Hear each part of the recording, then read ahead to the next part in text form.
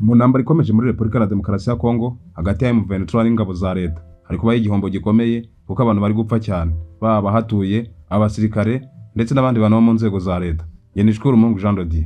Reka tujyane gake. Umuryango w'abibumbye ku isi ONU watangaje ko mu burasirazuba bwa Kongo intambara iri kuhabera ihuza M23 ndetse n'ingabo za Kongo wishe abantu barenga ibihumbi, harimo abana, abavyeyi ndetse n'abasirikare ba Repubulika ya Demokarasi ya Kongo n'aba M23 muri rusange. United Nations, umuryango uharanira uburenganzira bwa muntu, watangaje ko ibitero bya M23 byahitanye abantu benshi, harimo abana n'abagore muri iki gihugu cya Repubulika ya Demokarasi ya Kongo. Uyu munsi reka twirengagize ibyo miryango ivuga maze turebe uruhare rwa Repubulika ya Demokarasi ya Kongo mu yicwa ry'abaturage. Biravugwa ko hari imirambo 22 yishwe na drone za Repubulika ya Demokarasi ya Kongo. Reka tubigarukeho. Amakuru azindutse avugwa muri Repubulika ya Demokarasi ya Kongo biravuga ko hari imirambo 22 y'abaturage yishwe n'indege ya Repubulika ya Demokarasi ya Kongo ubwo yari bateye ibarasaho maze kugira ngo byegekwe kuri M23.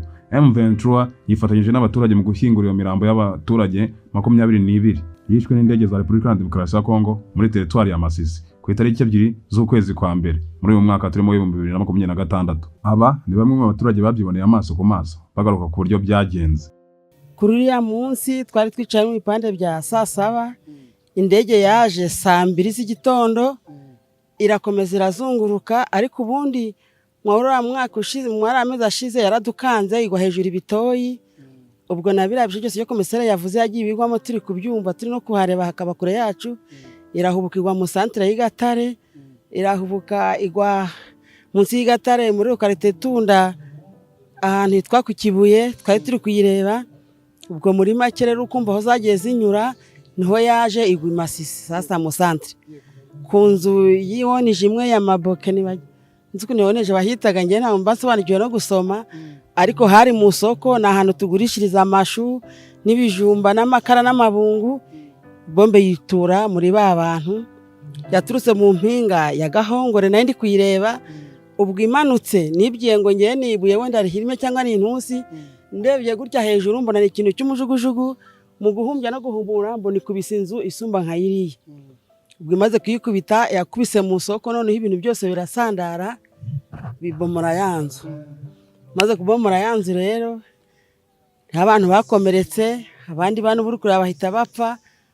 Ubwo nari nkuko nahagara nka hariya nahari aho twinjiriye basi.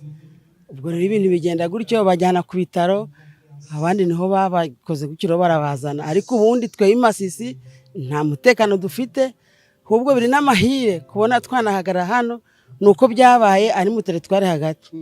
Nahira hirya inyuma za Hembe za Miyanja za Ruhinzi za Nahe abantu barabamaze. Ubwo rero uko niko byagenze. Sibyo gusa kandi ko hari umugabo bivuga ko yahaburiye umwana, nawe twaramwegereye turaganira umva icyo bivugaho. Twagiye kubona tubona zari tariki 2 tubona bombe igwa mu zone ya Masisi, igwa ahantu haremaga gasoko iza gukubita umwana wanje. Ubwo aza kubigenderamo umukobwa afite imyaka ingahe? Afite imyaka 14. Ubwo aza gupfa bamaje. Uyu wari umunsi w'amarira, umunsi w'agahinda ku baturage wabereye kuri Stade de l'Unité mu mujyi wa Goma muri Repubulika ya Demokarasi ya Kongo. Uyu muhango kandi witabiriwe n'inzego bwite za leta zirimo umuyobozi mukuru w'ihuriro AFC M23 Colonel Nanga, umuyobozi wungirije mu bya politike Bertrand Bisimwa ndetse na Freddy Kanyuki w'ingwe akaba ashinzwe ibijyanye n'ubukungu muri AFC M23. Hari guverineri wa Kivu y'Amajyaruguru Bwana Musanga Elasto, ndetse hari n'abasirikare ku rwego rw'umutekano aho hari leta na Colonel Wiringoma umuvugizi wa AFC M23. Icyo nibaza, ese harakorwa iki kugira ngo Repubulika ya Demokarasi ya Kongo ireke kwica abaturage? Ese bizagenda bite kugira ngo iyi ntambara irangire? Ese hazakorwa iki kugira ngo amahanga byibura agire icyo afasha Repubulika ya Demokarasi ya Kongo? Nyuma yo kumva iki cyegeranyo kandi fata akaramu k'umutuku maze unyirukire muri comment. Niba hari aho byagenze nabi ucishemo akarongo utubwire icyo guhindura, niba kandi hari aho byagenze neza uduhe credit. Yenishwe Mungu Jean de Dieu. Iyi ni WEGC TV ikorera online kuri YouTube. Ndabashimiye. Ciao ciao.